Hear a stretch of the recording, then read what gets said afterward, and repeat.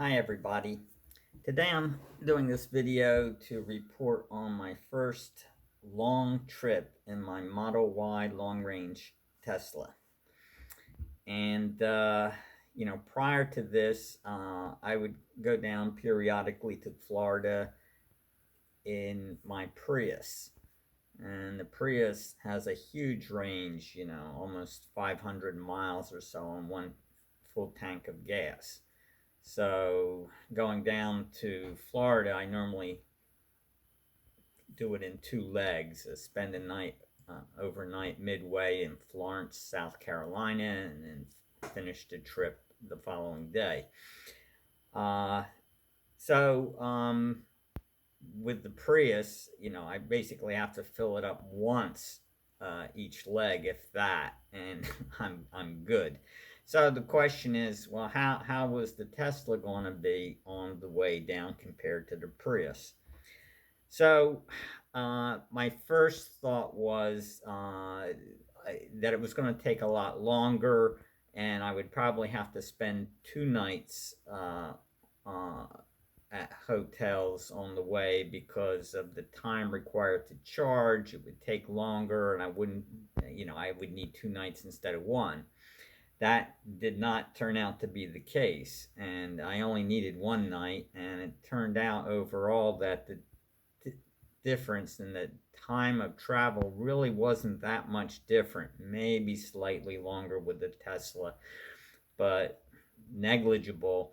And whether or not you hit a traffic jam had a whole lot more influence on the duration of the trip than the time you spent charging. So, as far as the supercharger process goes, I had never used a supercharger prior to this. I just charged at home. I've got a Tesla wall charger, a 60 amp circuit, and I charge uh, at I think it's 11 kilowatt rate, which gives me 44 miles per each hour of charging. And I've just never needed to charge anywhere else until this trip. So the question was it really as easy to do this as it appeared to be? And the answer is yes. Basically, you grab the charger handle, you push the button, your hatch on the charge port on your car opens up, you push the thing in, and it knows who you are. It's got access to your account, and it starts charging. And the computer in the Tesla knows, where you're going, how many superchargers there are along the way, and it figures out exactly the right time to stop, how long to charge, and when to resume your trip. And it figures it all out, and all you have to do is stop at the supercharger and plug in. So what you find you're doing is you want to make sure that you're utilizing the charging time efficiently. So you stop when it tells you to, and do what you have to do. Go to the bathroom, get a snack, eat a meal, or rest. If you're on a long trip, you may you may be tired. Maybe you got up early in the mornings, because you're going on a long trip, and you're tired, and you don't want to nod off on the road. Well, here's an opportunity to take a quick nap. Um, or you could watch Netflix on your Tesla screen, listen to some music, or just chill out, take a walk, stretch, whatever. Um, and Yeah, so it's that easy. You just plug in. As far as uh, while it's doing that, you have a choice. It tells you exactly how many minutes it's going to take to have enough charge to continue on your trip to the next supercharger. Um, but it's a good idea to set your charge limit high. I set mine at about 95%. so that after it reached the point, let's say you needed 80% charge to continue on your trip, um, you're going to be charged for idle time if the car's sitting there plugged into the charger and not charging. So if you set it a high charge limit like 96%, it will continue charging. Let's say it took you 5 minutes more to finish whatever it was you were doing, and you'll have a little extra charge, but you won't be charged for idle time. Uh, on the other hand, if you're ready to go, then you can just unplug your charger and go. So it's interesting and how fast this is. I was amazed when I plugged in. It was started at almost 1,100 miles per hour of charging. It's when it's first starting. Let's say you're at 20% charge or so when you start, and it's just unbelievably fast. However, as the charge percentage increases, the rate of charging progressively decreases. So that by the time you're at about 80% charge, you're maybe somewhere between 200 and 250 miles per hour of charging. So it's slowed down considerably as your charge uh, uh, is state is approaching the higher numbers. I never had difficulty finding, well, I should say, never had difficulty once I found where the supercharger lot was, finding an open supercharger. Never had to wait. There were always plenty available.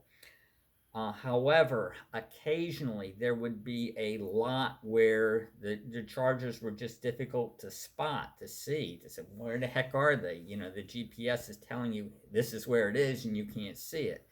Or sometimes the way the roads are laid out, it's difficult to access. The roads might be one way. There may be only one way to get into where the chargers are, and that can be a little tricky sometimes. And here it is, you're down to very little charge, and you can't. It's ready to charge, and you can't spot where the superchargers are, and you're starting to panic about that. So that was an issue. In fact, at one point, it directed me into the Savannah International Airport parking garage. So I'm in this parking garage. First of all, you're picking up your ticket to park at an airport, which you're not planning to use the airport, but you're looking for the supercharger. And eventually, you think, this can't be right. They can't be directing me into this closed paid parking lot to find us. But yeah, that's what it was. And so I ended up paying. It was only $1, but had to pay $1 for the use of the parking lot in order to access the chargers, which were in the parking lot. So I wasn't happy about that, but at least I eventually found the superchargers. That was a little difficult. I mean, the road accesses around the airport to say, am I really going in there? You can't, the way you could turn your car, the way the roads were laid out were limited, and that was a bit anxiety producing, but got it figured out, got charged, and was on my way. So in general, I found that the trip was more comfortable, more relaxing in the Tesla compared to my Prius.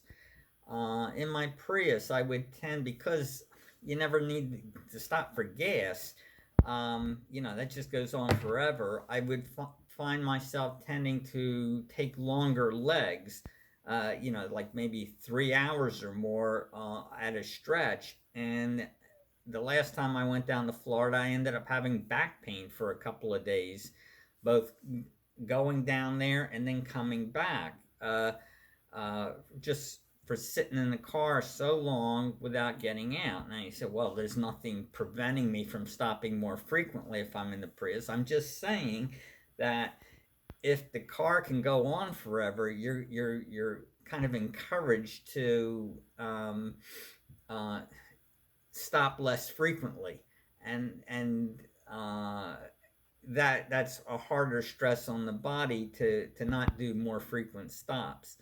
Um, and by the same token, I found that when I'm in the Prius, even though the Prius can go on forever, my body can't. And I was stopping more frequently for, at times for food and bathroom breaks, etc. And sometimes I would just be tired and I find myself nodding off and stopping just to, for 10, 15 minutes just to take a quick nap.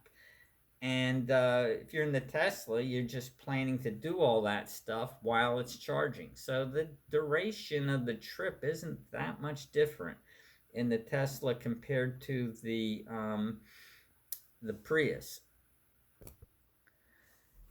So another strategy I would recommend is that you plot your destination to the supercharger near where you're staying so that you can charge up when you reach your destination.